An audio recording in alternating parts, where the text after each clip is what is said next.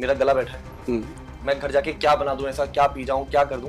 5 रुपए का शहद ठीक एक है। चम्मच, 2 पैसे का सिंधा नमक एक चुटकी, ठीक है। जिसको हम पिंक सॉल्ट कहते हैं, रॉक सॉल्ट बोलते हैं, 2 पैसे। कैसे करना? हाँ 1 चम्मच शहद, जी। उसके अंदर आधा चम्मच सिंधा नमक, आधा चम्मच बोला है, कम ना डालना, वो पूरा नमकीन हो जाएगा।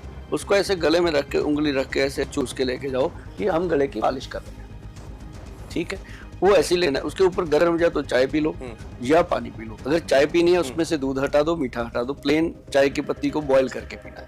ब्लैक टी, वो भी ओनली ब्लैक टी, नो मीठा नो शुगर कुछ। तो उसके साथ अगर लोगे आप कहोगे यार मुझे लग रहा था ये 4-5 दिन लगेंगे, एंटीबायोटिक खाने पड़ेंगे। कहते हैं कि 3 दिन तो लेता ही है, छुट्टी अगले दिन